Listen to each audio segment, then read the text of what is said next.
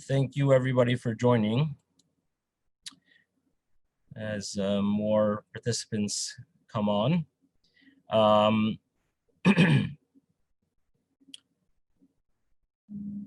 just want to start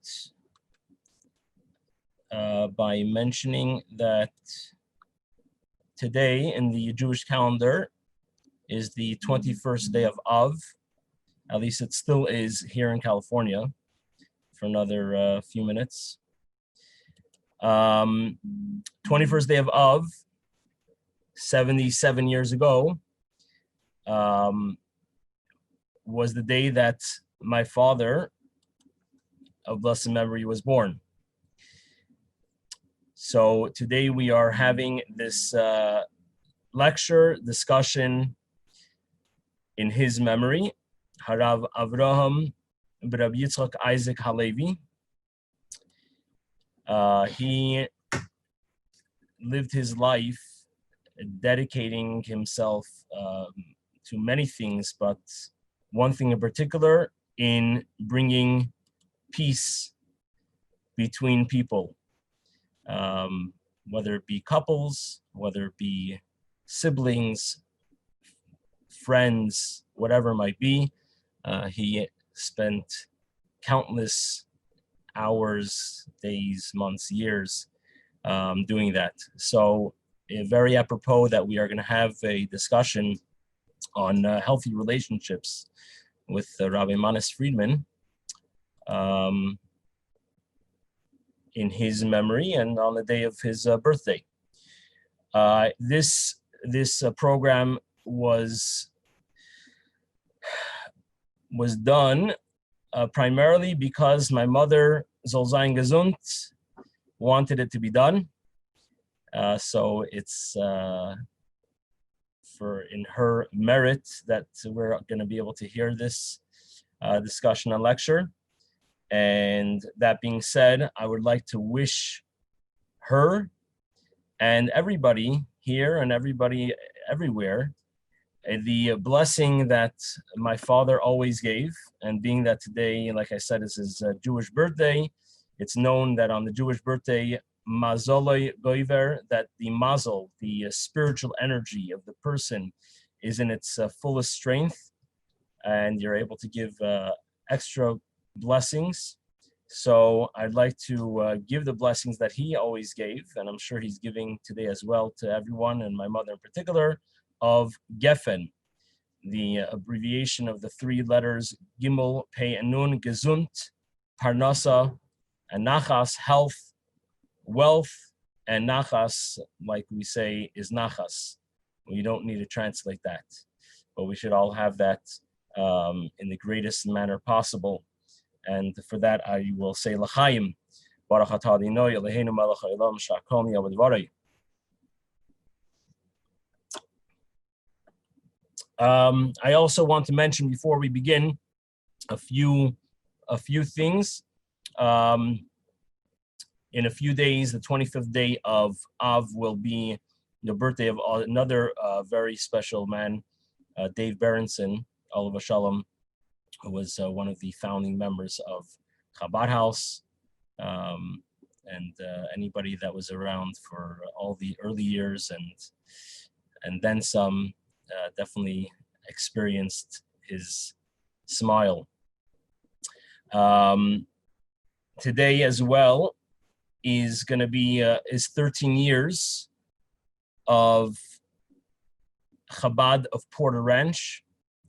My brother-in-law, Rabbi Yechanan Halevi Beidelman, with my sister, Hannah Fruma, they opened 13 years ago. This was the year right after my father had passed, and this is 13 years now celebrating Chabad in Porter Ranch, and we wish them all the blessings as well. Okay, we are about to begin with Rabbi Friedman. We, Baruch Hashem, have the opportunity to have him. We had him a few years back for my father's yahrzeit. He bring in person, and we wish, God willing, that we'll be able to do that again, not for a yahrzeit, but just to farbring with Mashiach. I want to just say that we will have a question and answer after the lecture, and you can use the chat to send your questions if you like. And you can also go on to Rabbi Manis's website. It's goodtoknow.org, and you can get all of the specials over there, whether it be the books or any of the online options. You are encouraged to go. Again, it's goodtoknow.org. And with that, I would like to, without further ado, turn it over to Rabbi Manis Friedman, and we will enjoy in just a moment.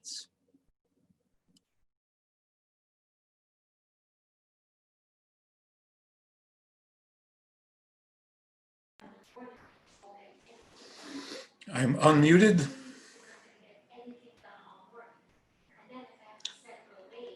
Hello.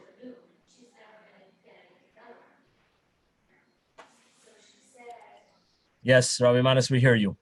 Good. Thank you. Thank you. Let me start by telling you that I got to know your father, Olav Shalom, through the Wednesday hour.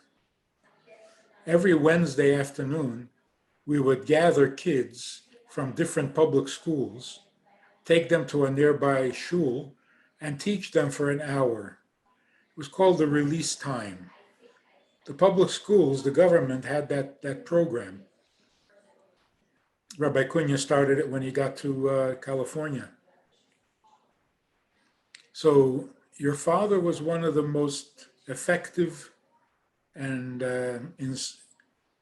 inspirational teachers, and we all followed his example.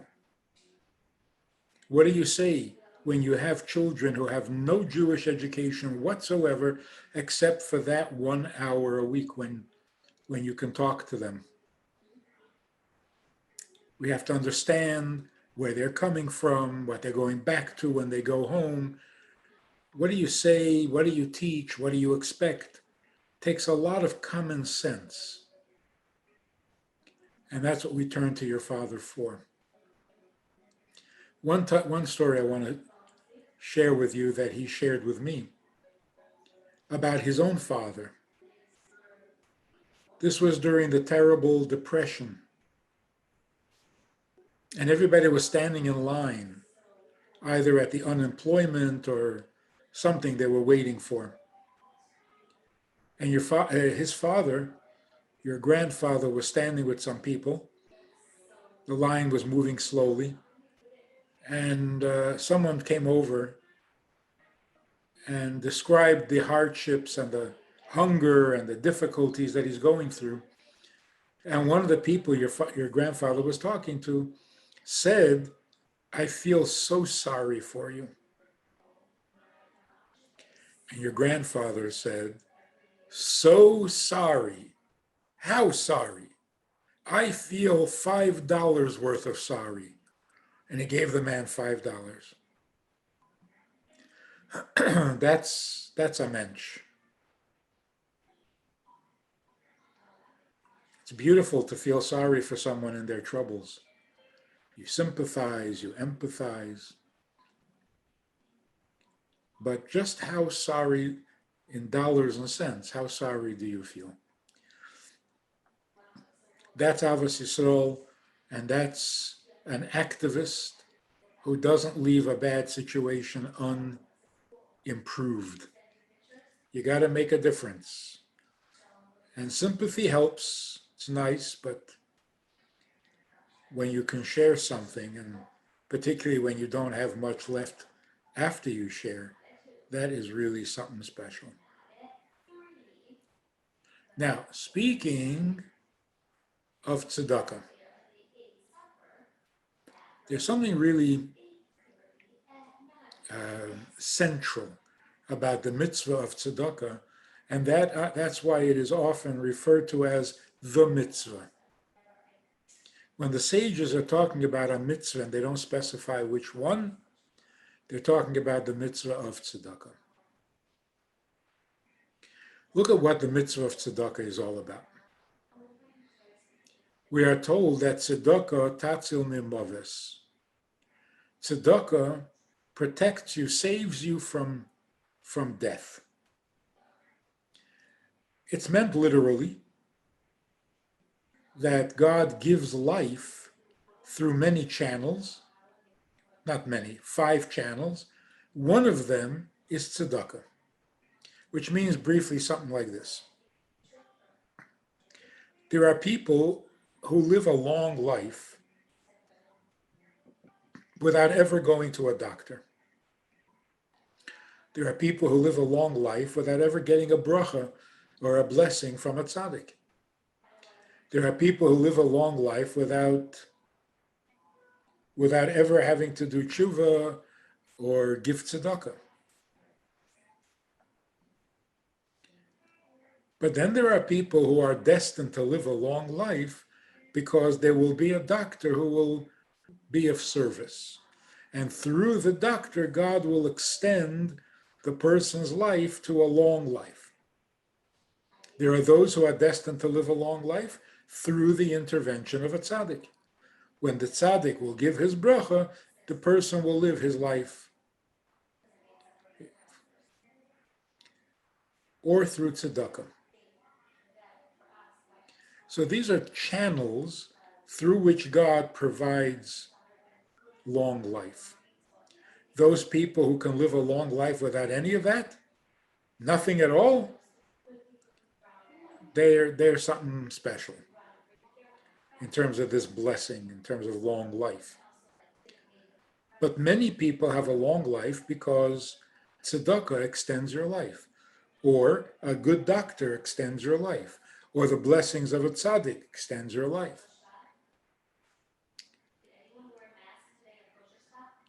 So in that sense, literally, tzedakah can save you from death.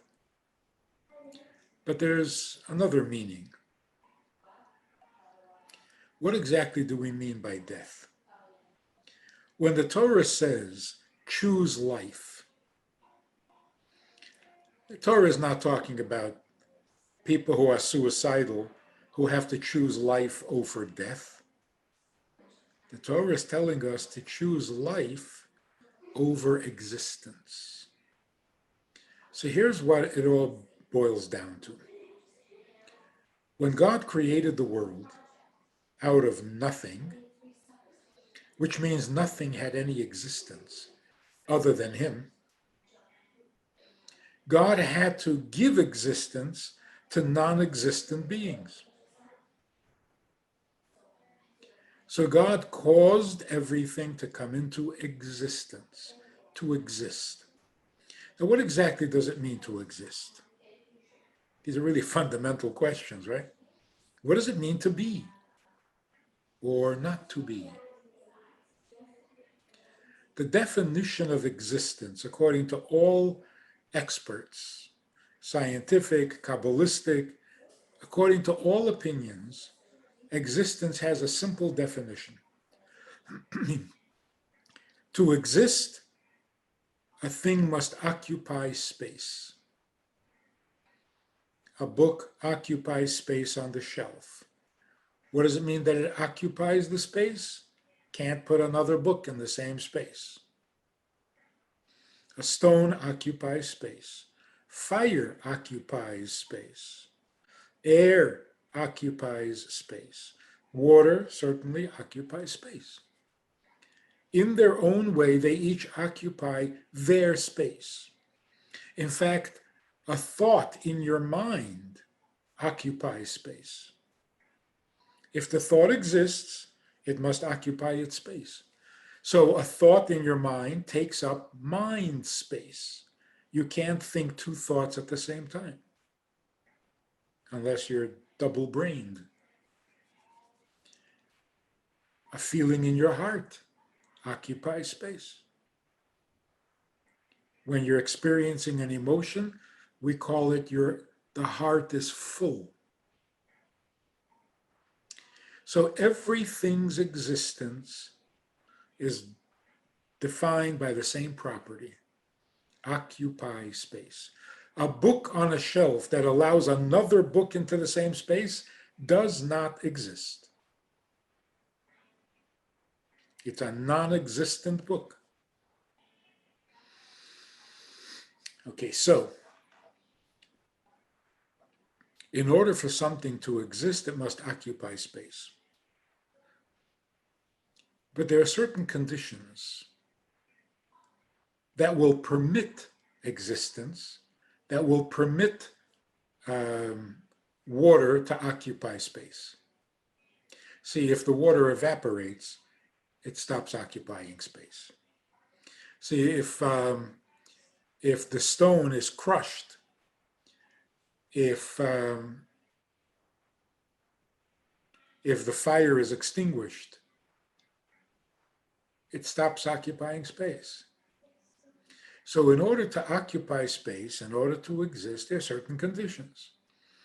A stronger force should not prevent the weaker force from occupying space and thus existing. But we'll understand it best when it comes to plants, animals, and humans. In order for a human being to occupy space, he has to eat every day, or at least once a week. If he doesn't eat, he cannot continue to occupy space. He has to eat, he has to sleep, he has to drink, he has to have protection from the elements, he has to have a support system, someone has to hug him, someone has to love him, someone has to teach him. Without that, he cannot continue to occupy space. Now, most people will say, without food, you can't continue to live. You won't live. But that's not really precise. Without food, you won't exist. Because with food, you will exist, but you may still not have a life. Get a life, right? So, what is the difference between life and existence? Okay, so we know two things about existence.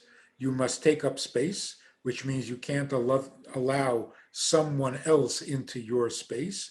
And number two, in order to continue taking up space, you have so many needs.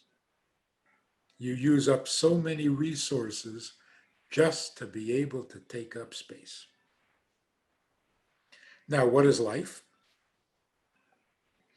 God gave every creature that he created and made exist, he gave every one of them a life. The life of fire is its contribution, the effect that it has.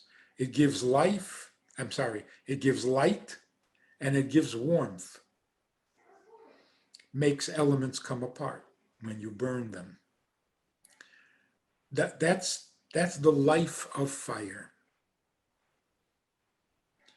Like you light the fire in the fireplace and you have a lively fire going. The life of the fire is the effect that it has, usually beneficial. What is the life of water? Very different. The life of water keeps things cool, makes things grow, and helps things stick together, like mud or clay. That's the life of water. So fire and water both exist the same way. They take up space, but they each have a different life. Same is true with everything. What is the life of a stone? It gives stability. Build a house out of stone, you have a stable house.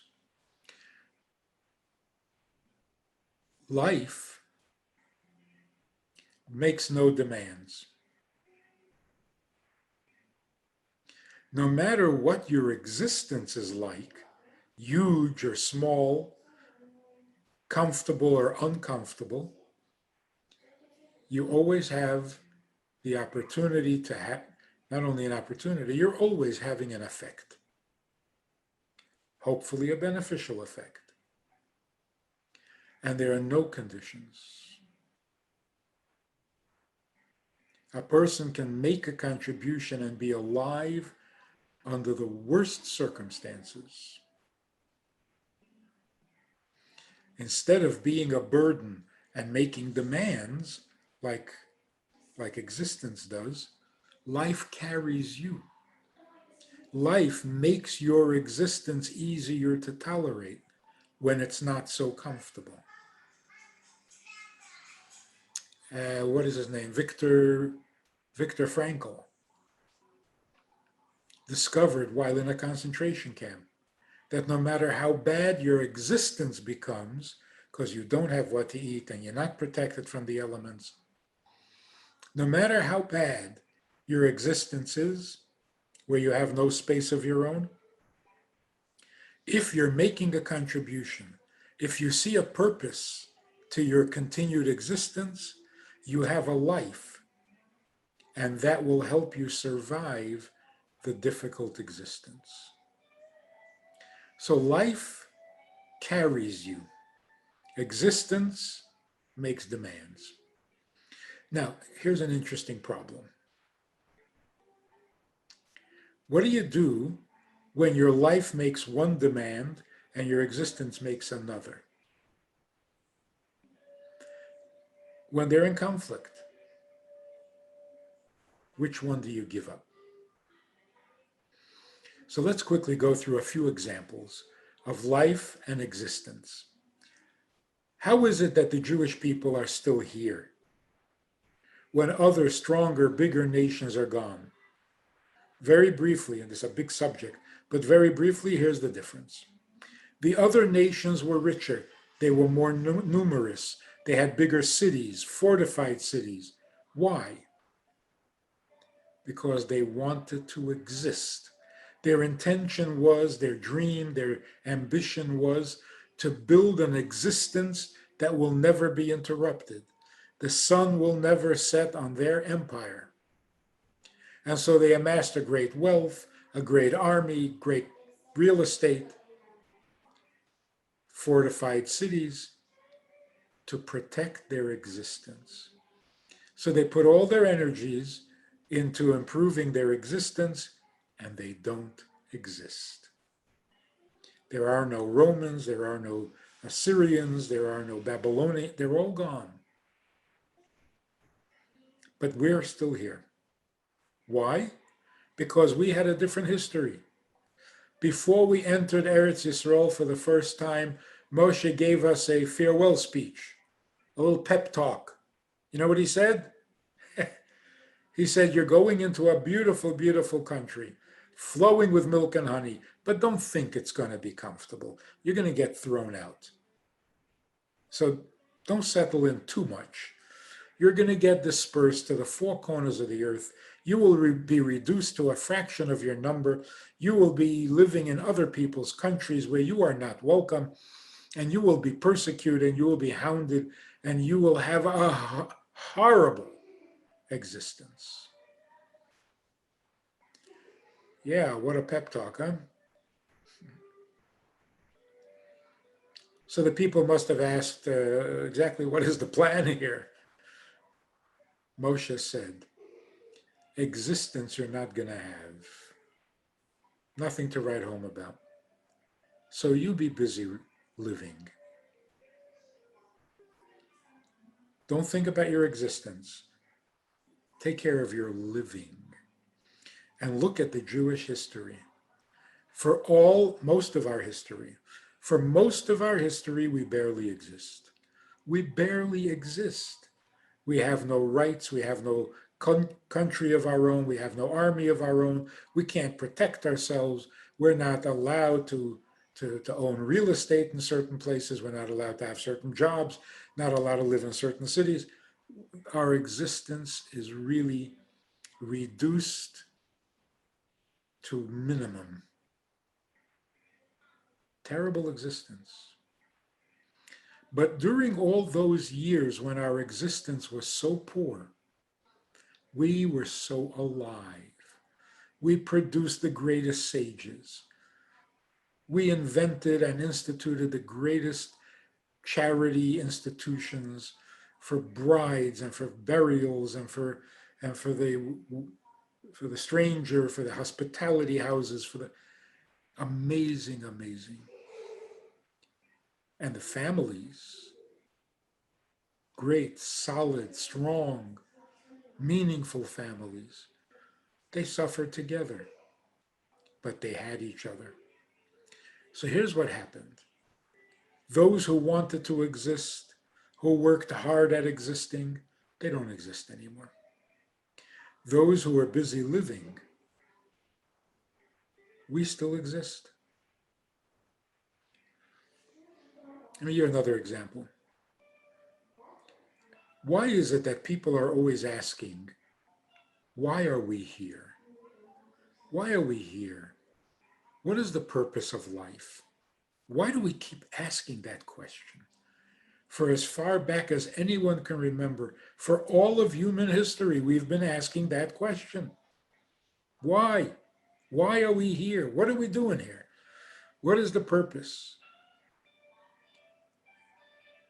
The reason we're so disturbed by our own existence and need to find a reason, a purpose, is because we're ashamed. We're uncomfortable. It's embarrassing to exist. Yeah, it's embarrassing to exist. Because what, I take up space? Am I supposed to be proud of that?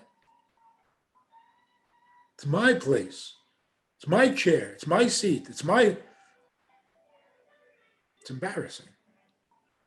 And on top of that, in order for me to take up space so that you can't come into my space, I have to eat every day, sleep every day, drink every day. Oh, it's really embarrassing and slightly depressing. I need to eat. What if I don't have any food? I need to drink. What if I can't get to water? I need to sleep. What if I'm too nervous? I need support. Nobody likes me. I need to be protected from the elements. I can't afford a house. It's depressing.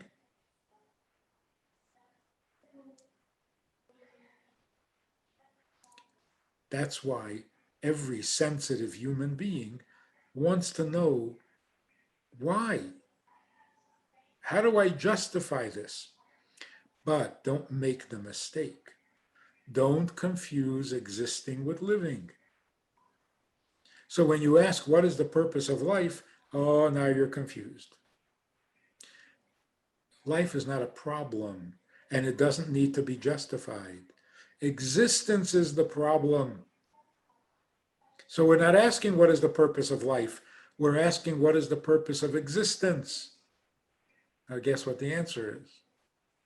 Life. Life justifies existence. If you're standing in line with hungry people and you reach into your pocket and you give a man $5, what have you done? You've given away the little bit of existence you had for yourself. What is this guy that received the money? What is he going to do with the $5? It'll make his existence slightly more pleasant. Or maybe save his existence altogether if he was on the verge of dying from hunger. So you gave away a little of your existence, because that's what $5 is good for existence. And you made his existence a little easier. Now you are alive. You have a life. You're making a difference. So in that sense, giving the $5 moved your grandfather from existing to living. Here's another example. What is humility? What's good about humility? A person says, I'm nothing, I'm worthless, that's a good thing. Actually, that's not humility. Humility means don't be proud of your existence. You have a good existence. You have a lot to eat. You have a lot to drink. You have a big, beautiful house. You take up a lot of space. You own the whole town? Don't be proud. It's just existence. Existence comes and goes. You're never really in control. You're always dependent and needy. So humble your existence. Do not humble life. What you're accomplishing, what you're doing, the effect you're having, and the difference you're making, don't underestimate that. Don't deprecate that. That's not where humility applies. A moment of life on earth is worth an eternity in heaven. So humility means don't be proud of the fact that you take up space. Another thing, teenagers. Teenagers are very angry. Universally, they're angry. And when you ask them why, they say, because my mother ruined my whole life. Pretty serious accusation. My mother ruined my whole life. Here they are trying to grow up. They're not babies anymore. They need to have a life, and their mother doesn't let them have a life. Again, the same mistake. It's not true. Your mother did not ruin your life. You can't ruin life. Life is always wonderful. Existence can be ruined. If I starve you, your existence is ruined. If I take all your possessions, your existence is ruined. You can't ruin life. Secondly, teenagers don't have a life, usually, especially the angry ones. They don't have a life yet. They're about to start. What they do have is their existence, but their existence they owe to their mother. So your mother kind of ruins your existence, doesn't let you be proud of your existence because you owe it all to her. Like a teenager who says, my mother went into my room without permission. Well, technically speaking, it's not your room. You don't own any room. You didn't pay rent. It's not your room. It's the room, your room your mother lets you sleep in. So when you think about it, your life hasn't really begun yet, and your existence is not even yours. So that could be a little embarrassing, humiliating, whatever, humbling. But don't say your mother ruined your life. Nothing can ruin your life. In fact, if your mother is not the mother you want her to be, and you honor her, that's the other mitzvah that gives you life. Honor your father and mother, you will live long. Same idea. How do you honor your parents? Make your existence a little less comfortable in order to make theirs a little more comfortable. That's how you honor. You carry their bags, you bring the food to the table, you help them on with their coat. Takes a little out of your existence, makes their existence a little easier because you owe them your existence. And you can't give them existence because they've already been born. Usually parents are older than their children. It's been proven many times, double-blind tests. But when you do that, now you have a life.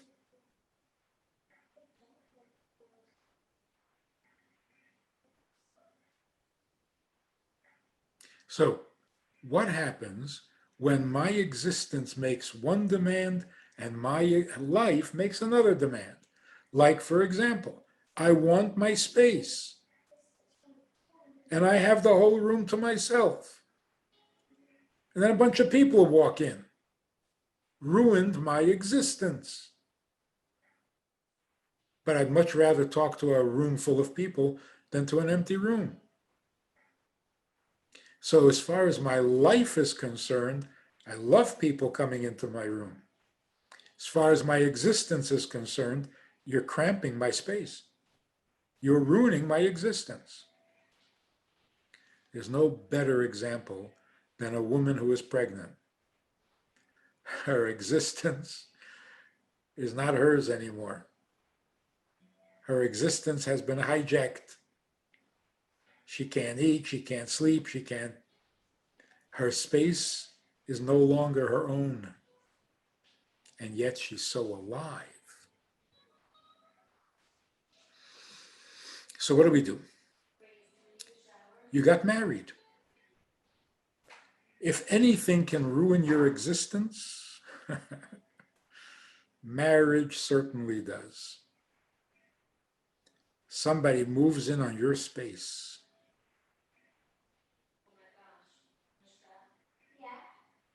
You have to make room for another person. You can't just eat whatever you want, whenever you want. You have to match the schedule. You have to work in cooperation. Your whole existence has been messed up, totally messed up.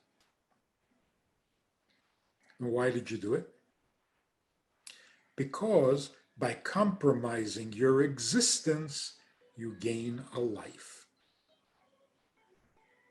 So living and existing are like a seesaw. The more energy you put into your existence, the less energy you have for life, and you might become extinct. The more energy you put into your life, the less you need to put into your existence. It kind of takes care of itself. A doctor in the time of a plague, everyone else gets sick, he doesn't get sick. He also doesn't get tired. Sick and tired usually come together. Right? Sick and tired, he doesn't get tired, he doesn't get sick. What's the secret? He is so alive.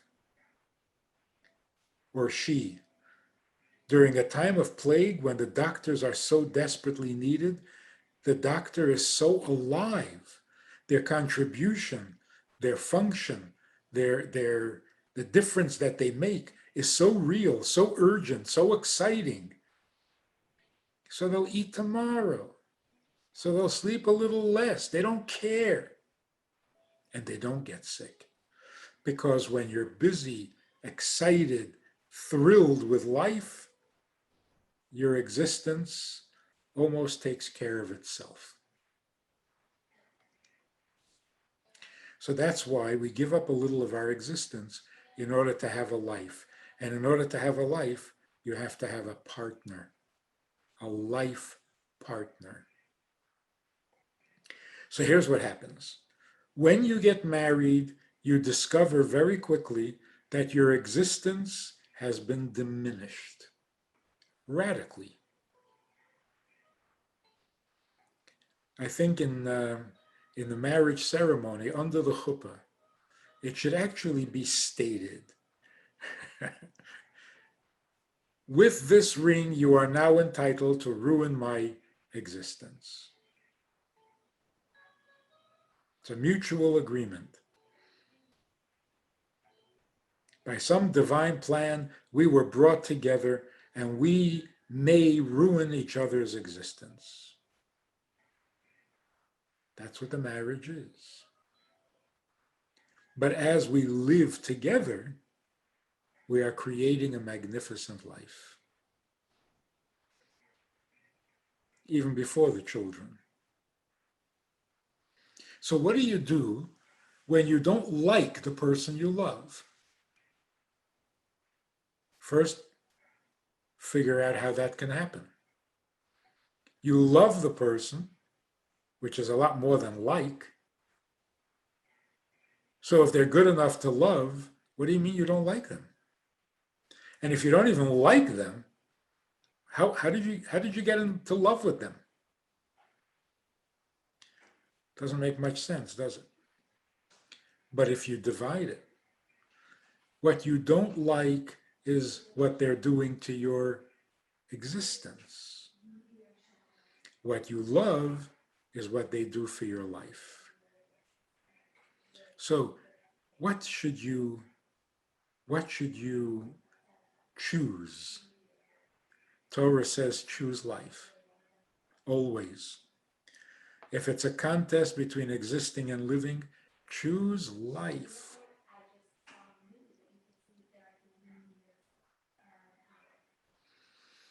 Choose life means I prefer to have a life than a better existence.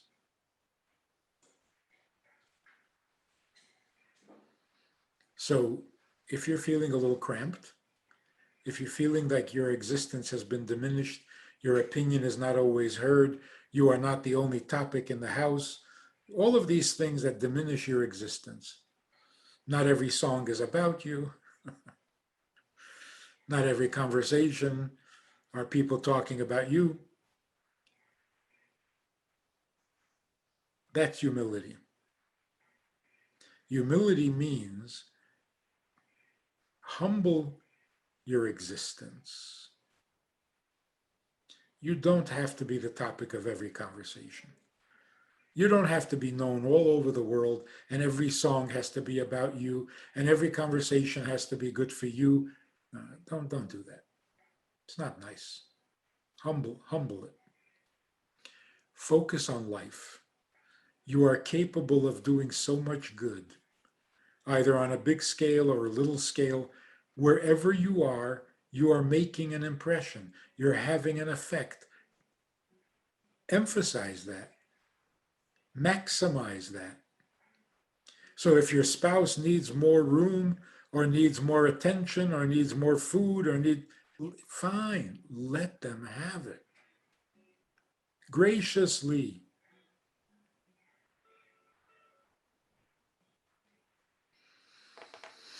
There was a little boy in Russia. Everybody was starving. The family sat down to have dinner. Dinner consisted of hot water. They called it soup because a few days ago there had been a vegetable in that hot water. Now it was just the water. That was their dinner. They sat down. Before the little boy, about 8 years old, could eat, somebody knocked on the door and begged for something. The little boy gave his soup. The man ate, thanked them, and left. And the mother said to the little boy, "We have nothing else. Now you're going to go to sleep hungry. Why'd you give away your soup?" And the boy said, "Because if I ate it myself, I'll wake up tomorrow morning and I'm hungry again. But by giving it to him, that's a mitzvah. The mitzvah I will have forever." See, that's the difference between existence and life. If there's a contest between them, give up the existence. It's depressing, it's embarrassing, and it's not Jewish. Our talent is living. See, that's what Shabbos is all about. This distinction can explain almost everything in life. What is Shabbos? Shabbos means 6 days a week make your existence better. Do whatever it takes to make your existence better. You need money, earn money. You need food, cook it. You need a house, build it. You need things, sow it. Whatever it is you need to do to make your existence better, 6 days a week. But 1 day out of the week, stop. Stop making your existence better. Let it be. Whatever it is, it's fine. You have enough to eat. You have a place to be. Let it go. 1 day out of the week, focus on life. Not on what you need, but on who needs you.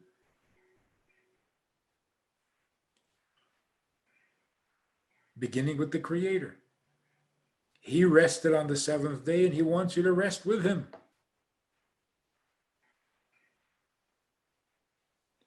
Actually, it would be very nice if we were a little more even-handed about it. Why not 3.5 days take care of your existence, 3.5 days take care of life?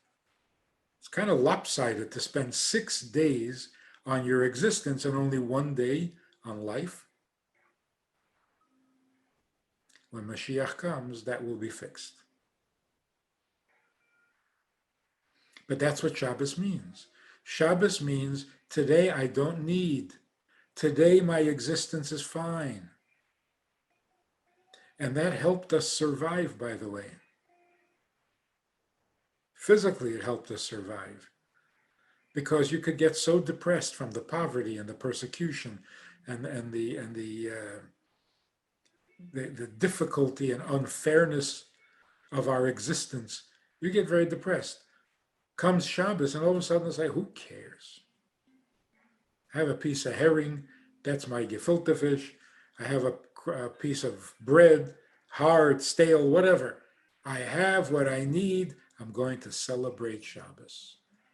I'm king. I'm free.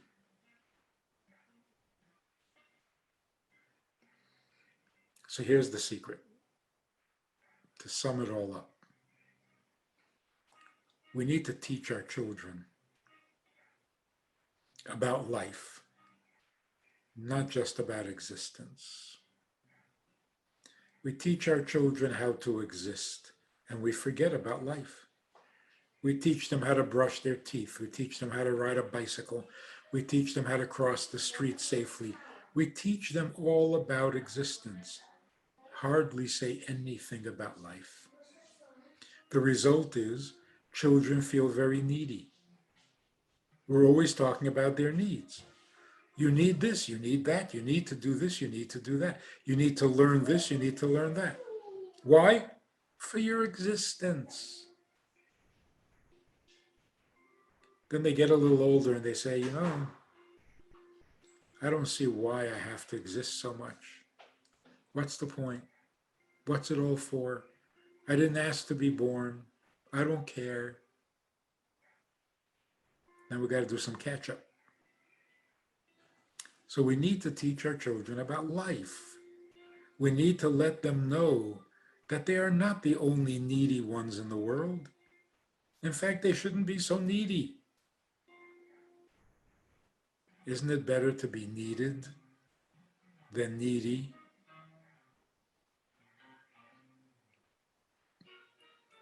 So here's how you improve your friendships, your marriages, your family relations. Let up on the existence. It's not worth it. But put a lot of emphasis on life. Who needs you? Where can you make the biggest contribution? How can you help make others' existence better? You make somebody else's existence better, you have a life. This can guide you through every difficulty. It clarifies so many things in the world, like even saying L'chaim. The rabbi said L'chaim. Why do we say L'chaim? It sounds like a little prayer. L'chaim, to life. I don't want to die. I want to live. L'chaim, life. Drinking is not that dangerous.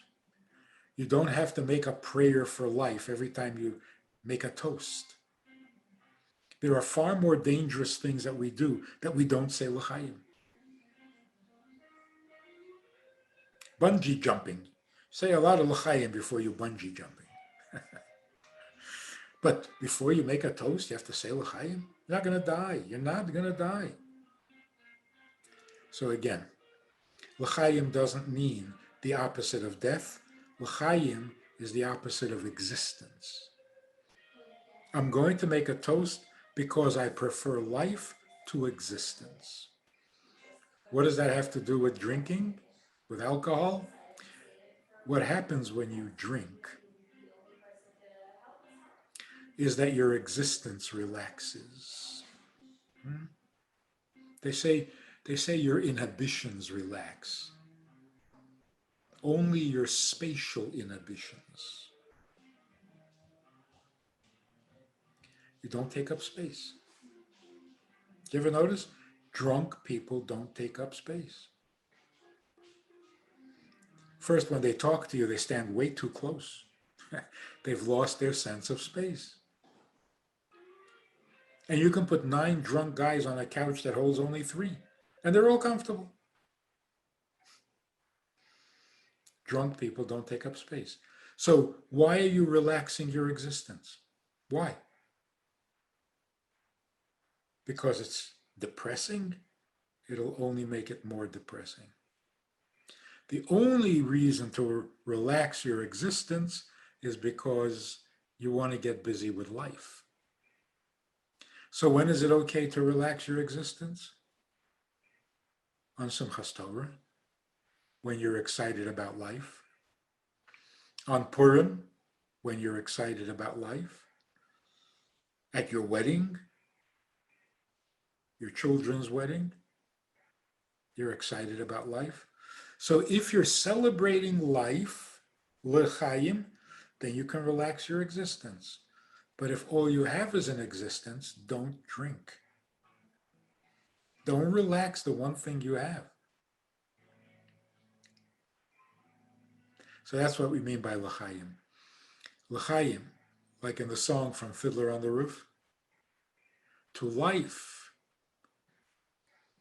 God wants us to be happy even when our hearts lay panting on the floor. So we say l'chaim. L'chaim to good fortune when it comes. And if good fortune never comes, I'm just quoting the songs. And if good fortune never comes, then here's to whatever comes. Whatever our existence is going to be, we are going to say l'chaim. We're busy living. It's the Jewish way. It should be everybody's way.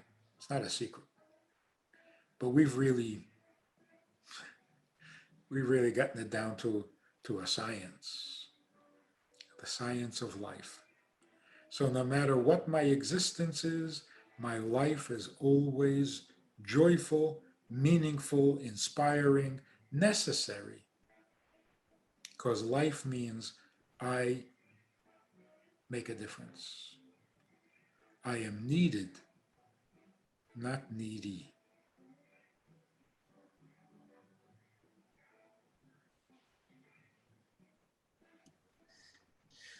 So, Okay. Rabbi Manis. We're going to go straight to Q&A over here. right, now that we've answered all the questions, you can ask questions.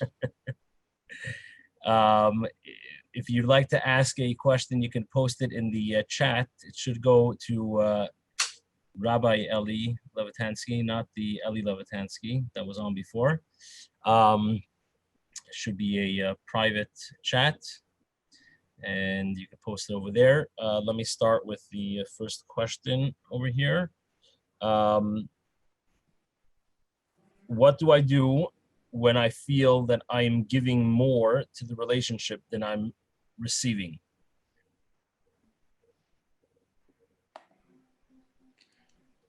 That is perfect. That is not the problem. That's the good news. We should always be giving more than we're getting. That's the whole point. That's the whole story.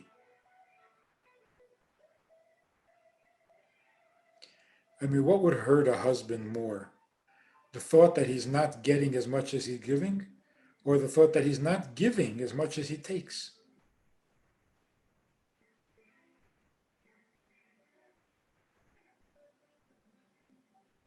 The problem is when you're giving only so that you get something back, then you get frustrated. Then it causes all sorts of tension.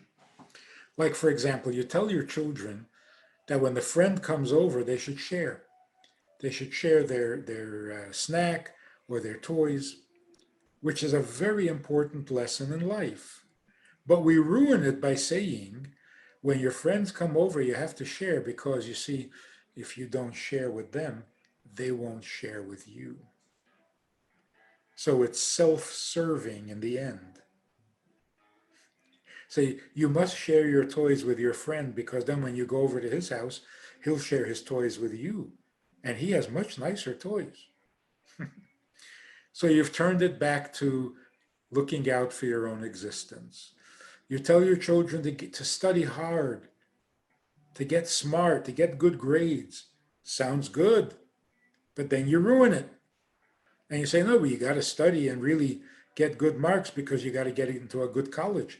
And you got to get into a good college because you got to get a good job. You have to get a good job because you want to buy a big house and you can have to pay for it.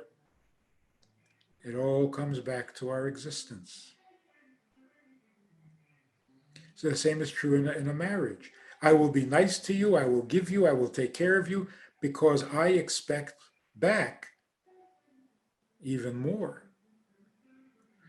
That's not life. That's bartering goods. So if in fact you are giving more than you're getting, you are a wonderful person. Keep it up. Give more. And love it. Enjoy it. Life is great.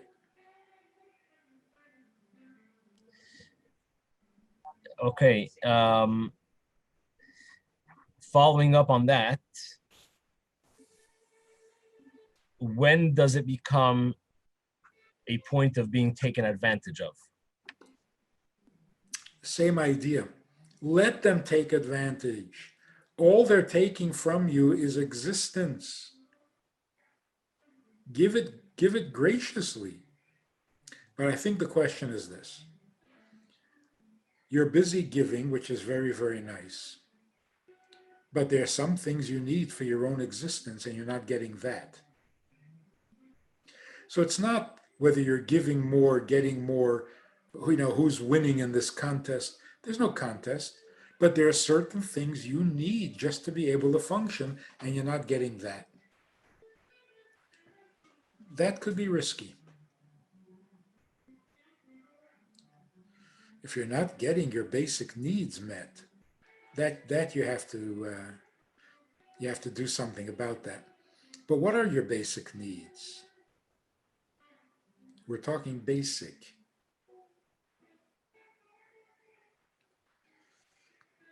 If every feeling, if every emotion, if every fear becomes overwhelming, that's not basic. It's way overboard. I need constant attention. Nobody needs constant attention. But basic attention, yes, of course. Can't be ignored in your own home. So if we're talking about literal survival, well, you got to take care of your basic existence. It's not allowed. You're not allowed to endanger your health or to risk your life. You got to stay in existence. God doesn't want you in heaven. He wants you here. So then, if you really feel like it's an emergency or a crisis, talk to somebody. Don't live in your own imagination. Talk to somebody. Think out loud to somebody and see what the feedback is. Are you really in danger or are you being overly needy? We've become very needy because we're so focused on it. We're so hyper about it. It's not necessary. We can relax our neediness and get excited about how much we are needed by our family, by our students, by our neighbors, even by God Himself.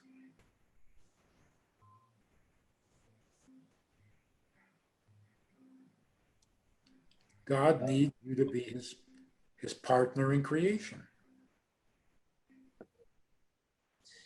Okay.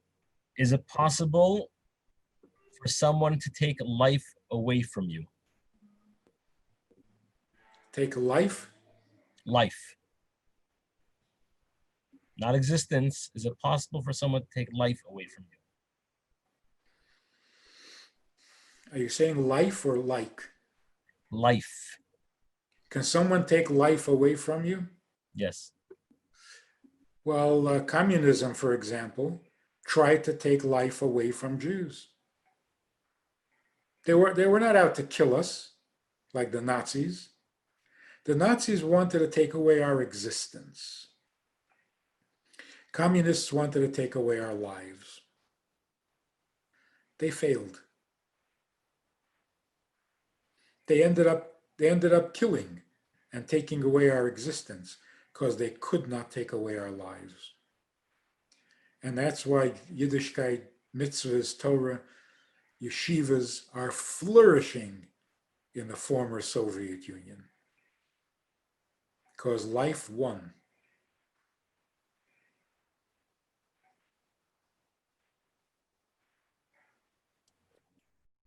Okay. Um, what if you feel that your spouse does not make family his life? He has his own existence. That's very common. And that's why we're talking about this subject. And we need to talk about this subject because most people have been brainwashed by the media, by the society, that going to work and earning money is making a living. It's not making a living, it's making an existence. And when you finish making your existence, you're going to have to make a life. And you might be a little late. So we have to change our attitude, especially now that we've not been working. We have the ability to look at our work environment and work style and see how wrong it is. I was saying, you work 6 days a week in order to have one day of the week to live? That doesn't sound right. It's out of balance. And you go to the workplace, it's a nasty place. Competition, um, greed, backstabbing, constant anxiety about losing your job or being put out of work or losing your customers. It's a horribly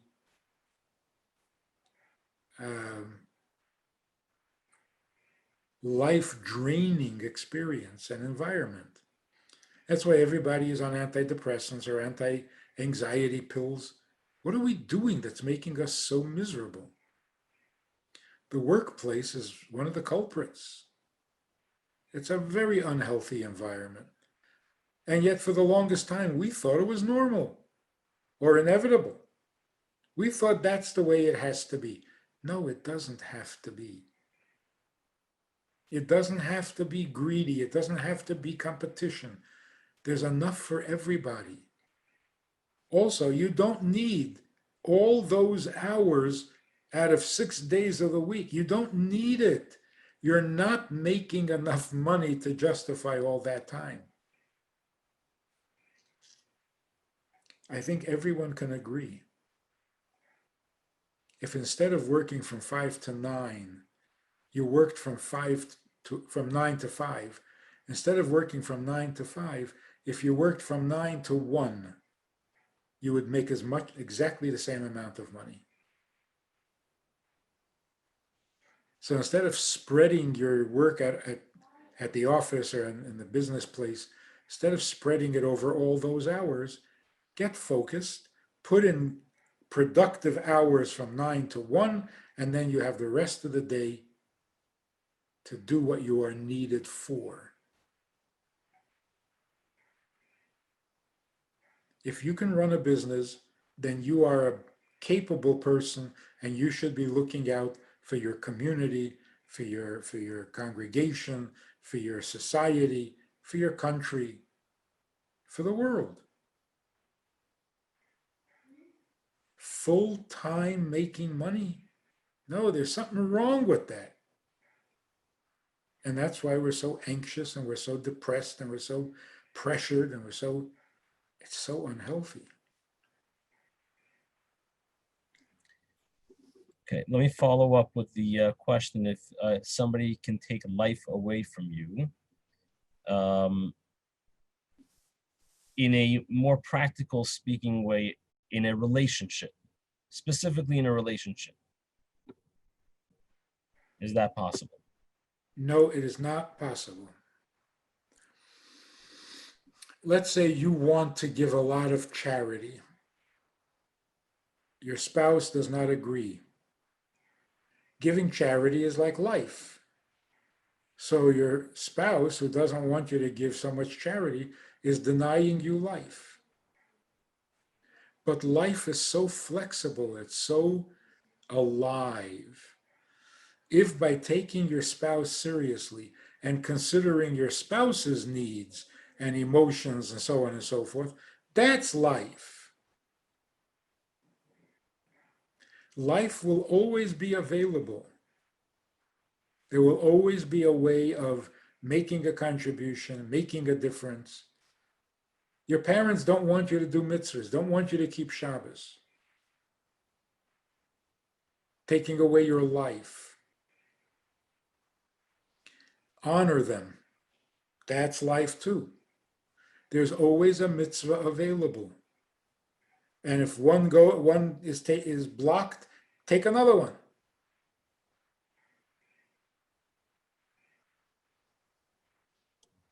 In the end, if you're devoted to life, people envy you.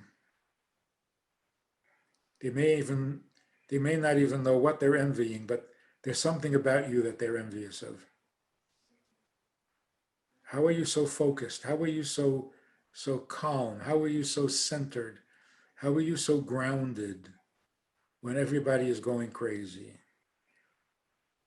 So stick to life, and people will join you, even those who at first are trying to stop you. Okay, I'm going to try and get this question right. What do you say to comfort the daughters and keep shalom when Hashem asks the sons to inherit? Which the ending of the question is wisdom of the system, which I guess is referring to inheritance, that it goes to the sons, and how do you reconcile that with daughters? If I get the question right here. Inheritance has to be shared equally with all the children. It's a big mistake to think that only sons inherit.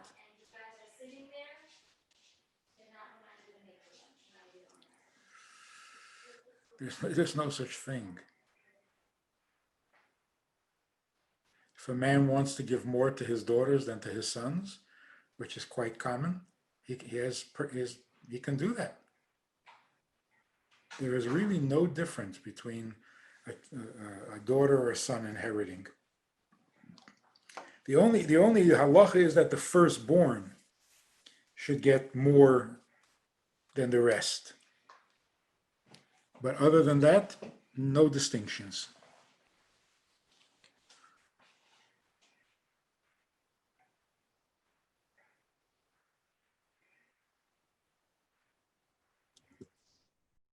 Okay. How can you explain marriage? Marriage. I'll stop there. uh, how can you explain marriage to a non-Jew that works out? Meaning, when you're in reference to saying that a Jew needs to marry another Jew, and the example of a marriage to a non-Jew is brought up that is working out fine, how do you respond to that? Okay, let's get a little more technical.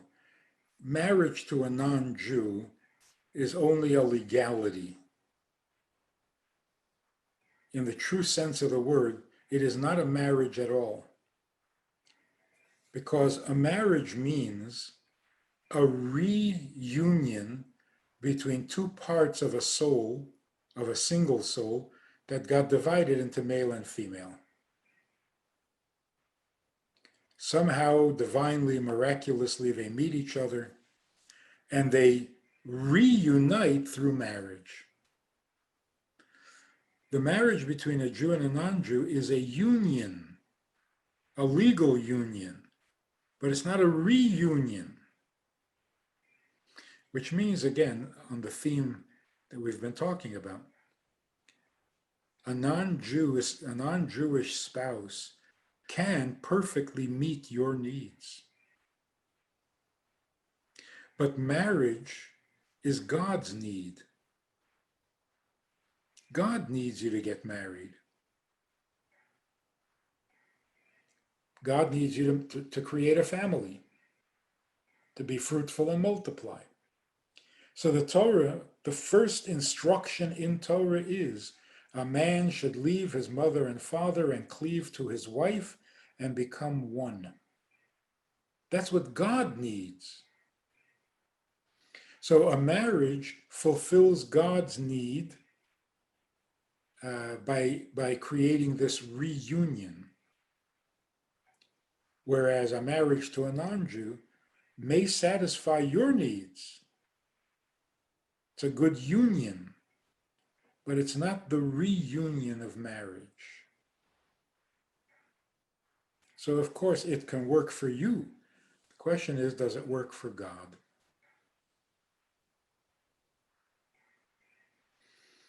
And what are the consequences if it doesn't work for God? How does that affect the relationship?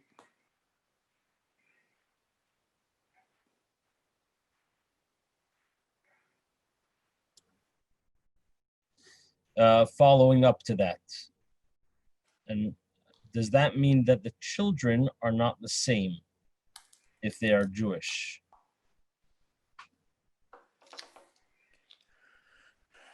Not the same. I'm not sure what that means.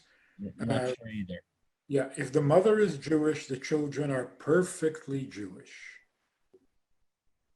If the mother is not Jewish, the children are perfectly not Jewish. What problem? What could go wrong in terms of their identity? Emotionally, educationally, will children be confused by a Hanukkah bush? Because, it's not both religions, it's neither religion.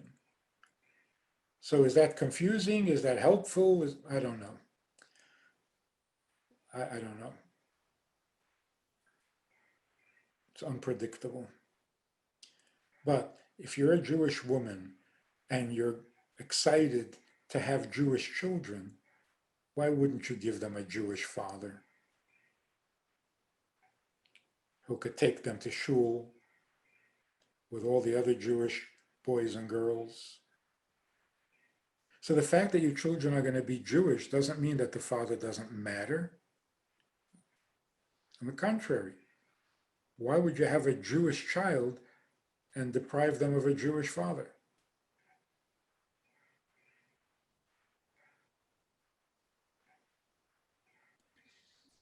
Okay.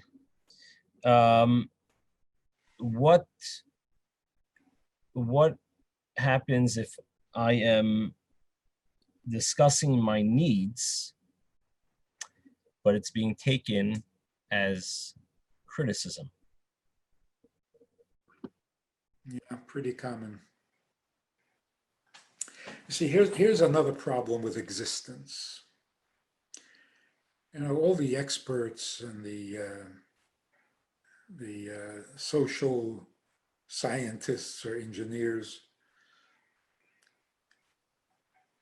they have this argument, this claim, that all people should be able to get along.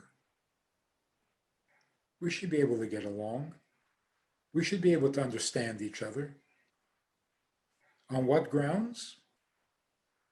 We have common needs. We all have the same needs. We understand. I need to be heard. I need to express myself. You need to be heard.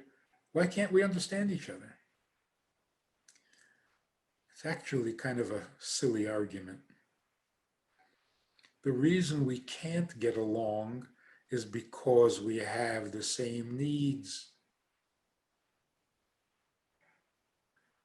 If all you needed was food and all I needed was water, we would get along fabulously because we wouldn't be competing.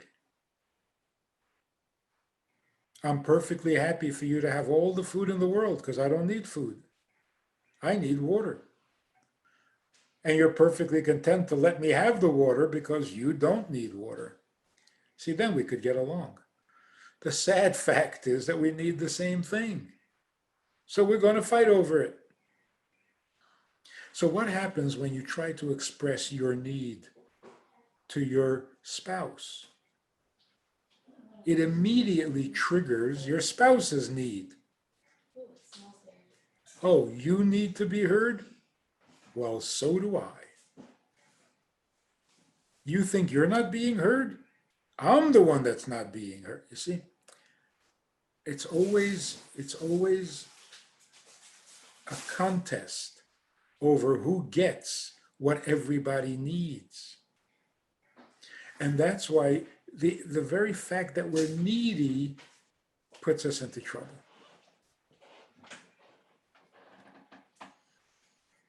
So imagine your husband needs to be heard and you don't. You have immediate peace in the home.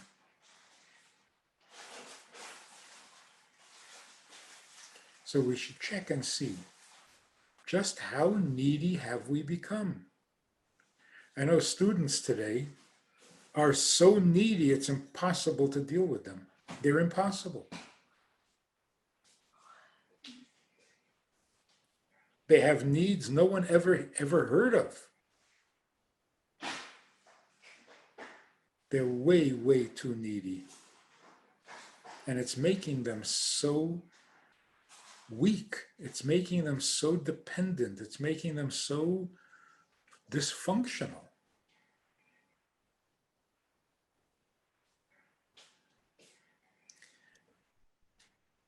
See, here's a big part of the problem.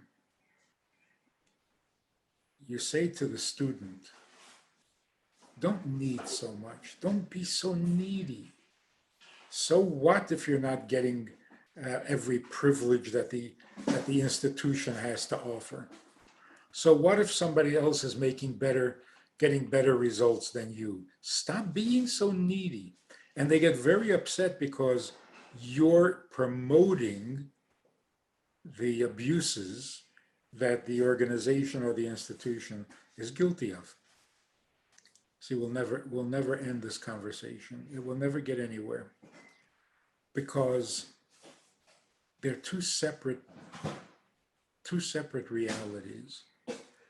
Of course, the institutions should listen. And of course, you should not be so needy.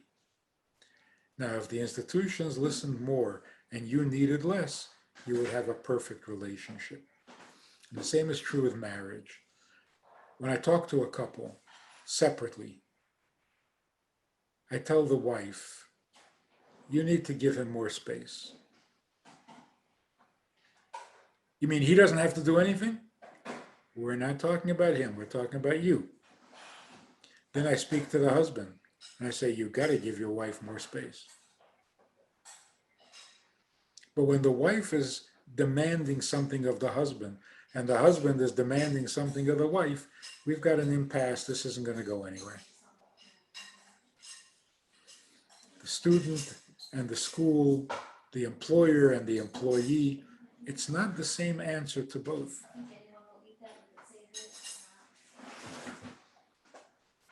The answer to you is what you need to do, and the answer to the institution or to the school or to the government, what they need to do, yeah, they need a lot of good advice. But the good advice to the citizen is, don't need them so much. Don't be needy. It's best for you. Then we'll talk to the government and figure out what's best for them to do.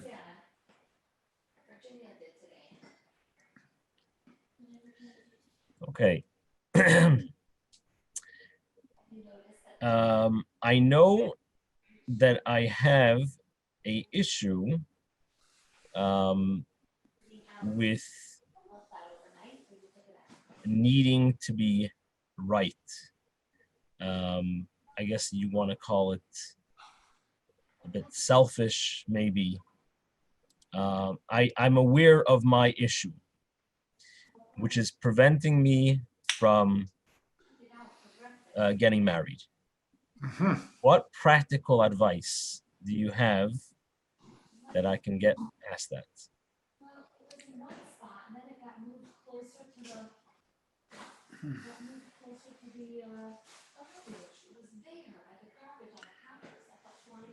A person who says, I know this is a problem, doesn't fully appreciate the size of the problem.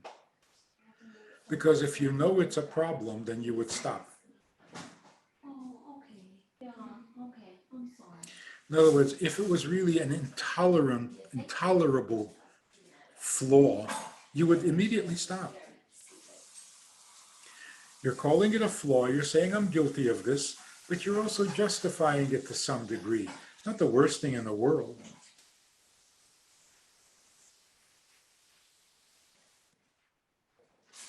It's like every alcoholic wants to stop being an alcoholic. He just doesn't want to stop drinking.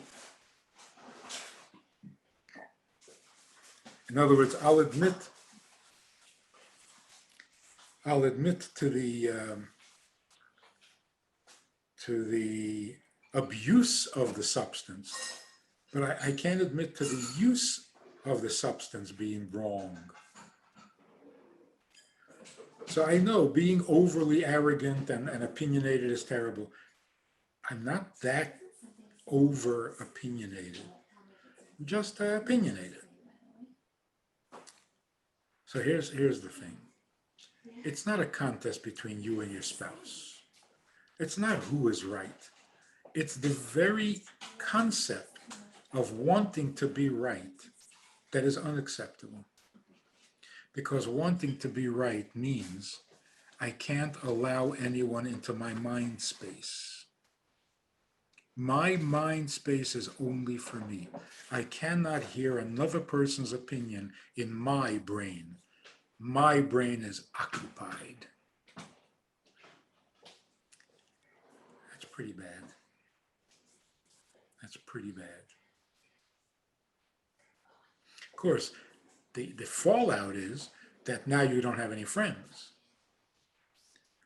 But that's a symptom. The problem is that you can't allow a foreign concept or idea into your occupied space. Not too much existence. Too rigid in your space.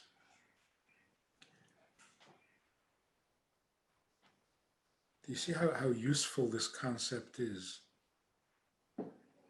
So much of what we experience day in and day out, on every level and in every field, giving more value to existence than to life, that's where we're stuck. Like even Israel. Why does everybody think Israel has to make concessions? It's because we told the world that we need the land of Israel as a space. We have no other place. We need a space of our own. And they said, sure. But now that somebody else comes along and says it's our space, even decent people, even your best friends will say, share your space. Share your space. But if we had told the world, the land of Israel is not our space, it's our life. It's our identity. Nobody would ask you to compromise your life. So again, this distinction is so huge. I don't know if people remember Terry Schiavo. Doesn't that mean anything? Terry Schiavo in Florida. Terry Schiavo was in a vegetative state. She was breathing on her own, but she couldn't eat on her own. So they were feeding her through a feeding tube. Her ex-husband, some nasty guy, wanted them to stop feeding her. And it went to court. What was the argument? The argument was her life has lost all meaning.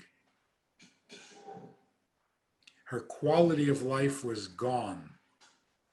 And therefore, let her die. Stop feeding her. You can pull the plug on a machine that keeps a person alive.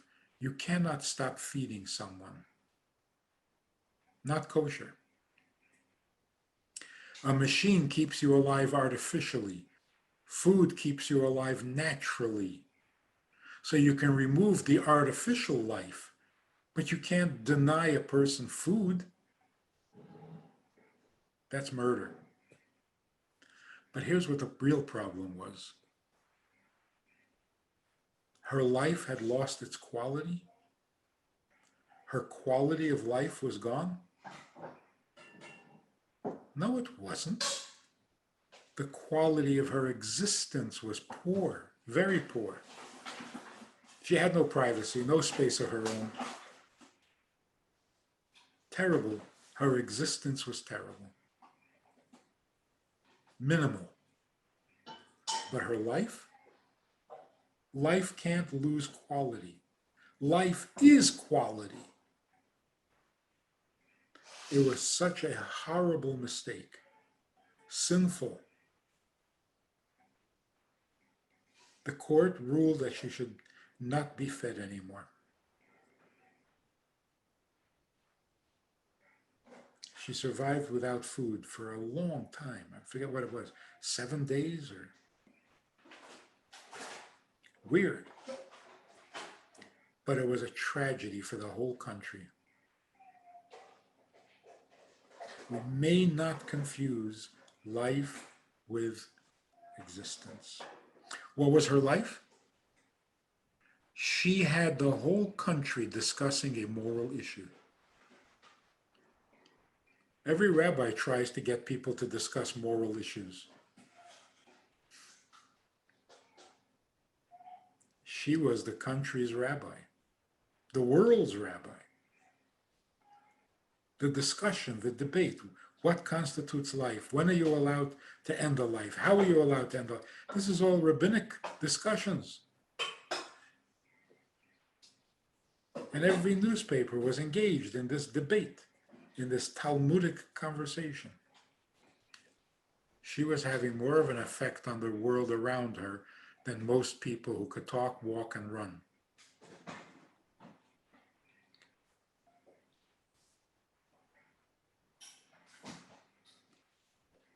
Yeah. Anyway, so let's get down to the point. Existence is embarrassing and burdensome. It's a little depressing. If you put more effort and more significance into your existence, it becomes heavier and a little more depressing until your existence is so exaggerated that it crushes you. That's depression. You're crushed by your own existence.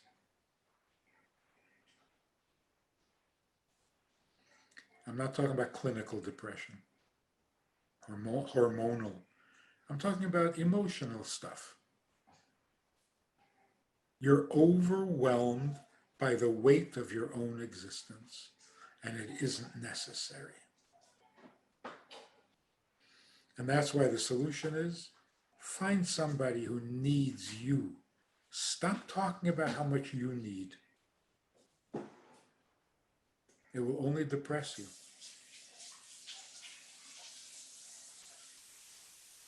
Let God worry about what you need. You worry about what he needs, and you will have a life.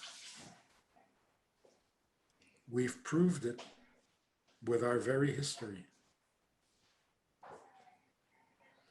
So apply this to your marriage, to your business associates, to your congregation, members of the congregation. We don't have to suffer this neediness. We don't want it. Doesn't make sense. In order to exist, I have all these needs. And when I take care of all of those needs, what do? I exist, which means I can need all of those same things again tomorrow. This is a treadmill that isn't going anywhere. It's depressing. So don't go there. Say l'chaim. Without the drink. Say l'chaim. I choose life over existence. My existence is pretty fine the way it is. And if it gets better, I won't complain. But I got to get busy with living. Okay, let me try to get in just one last thing. Okay. There's a couple. Husband is a teacher. School's closed. He's not teaching. Kids are home all day. And he is going to shul morning, evening, on Shabbos, and that's himself. And the wife is not very happy about the circumstance. What is your practical advice? Well, I don't know what their relationship has been until now, but I'm imagining that any guy who's out of work is feeling a little useless, a little inadequate, because he wants to be the support of his family. So he may be a little embarrassed, he may be a little uncomfortable. He hasn't found the silver lining in being unemployed. He's looking for it. I think if the family and the wife can let him know that he is appreciated for who he is, with or without his career, with or without a job, he'll be more comfortable at home. Right now, he thinks that he's being criticized or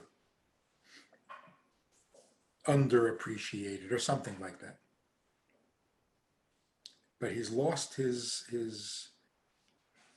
place in the family hierarchy.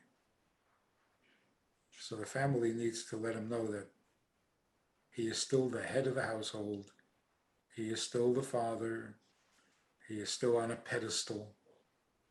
And if God wants for him to have a job, he'll have it. If not, that doesn't affect your feelings or your opinion of him. Okay, and last one. Can you have a life if you do not have a spouse? If you want one, but it hasn't happened, how can you live a life in the meantime? Life is constant. You never wait on life. Life means making a difference. There's someone you need to make a difference for. Look around. A student,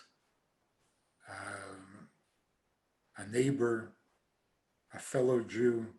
Somebody needs you and you're in the position to help. I don't mean heroics. Don't get into heroics. Don't do things you're not good at or capable of. The talents you have and the resources you have are exactly what somebody else needs. Look around, you'll see. They're not hiding, they're right there. So never let a day go by when you're not living, when you're not making a difference in other people's lives and making a difference in God's plan.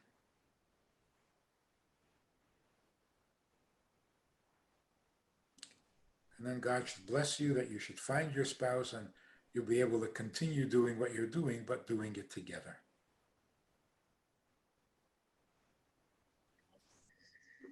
Okay. Yasher Koach, Rabbi Friedman, Thank you so much for the opportunity. and L'chaim once again, with or without the drink. It's been a pleasure. I don't think it's an exaggeration, or I don't even think it needs to be said. Your father was the perfect embodiment of everything we talked about this evening. He really was into living. Existence did not impress him at all. Right? I'm not going to argue. Yes, that is 100% correct. Yes, so L'chaim, we should all be blessed with gesund parnasa nachas, health, immense wealth, and nachas, all in a revealed way. See, chronologically, it works that way. First, you have to be healthy. Then you have to have money. And then you can have nachas. But really, in terms of importance, nachas is the main thing. And the ability to do good with your wealth, to accomplish great things with your wealth, that's the next most important. And what's necessary but not so important is your health. You have to have your health in order to do the other stuff, but it's the other stuff that is the exciting. Just being healthy is not exciting unless you've been ill. Then it's very exciting. But we take health for granted. Of course, everybody should be healthy. Why?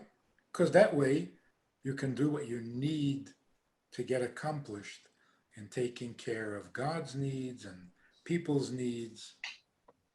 Have a life. So you got to be gesund. But that's not the accomplishment. The accomplishment is what you do with that gesund. So yes, be very healthy, be very wealthy, and then accomplish great things. Amen. Thank you, everybody, for joining.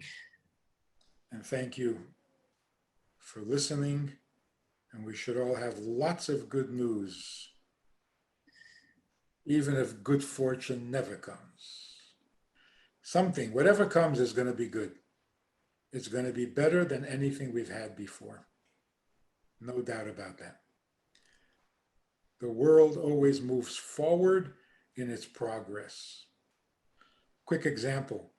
You're on a very large ship, and the very large ship is headed for Israel.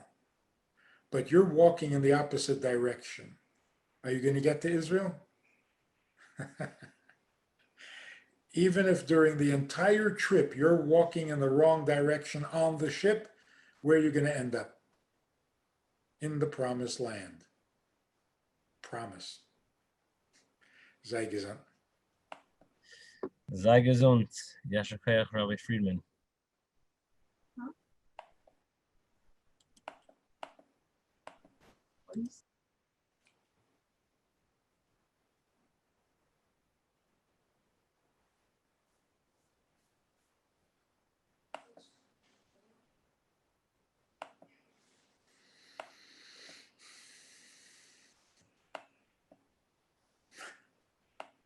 First, I have a hard time getting on. Now I have a hard time getting off.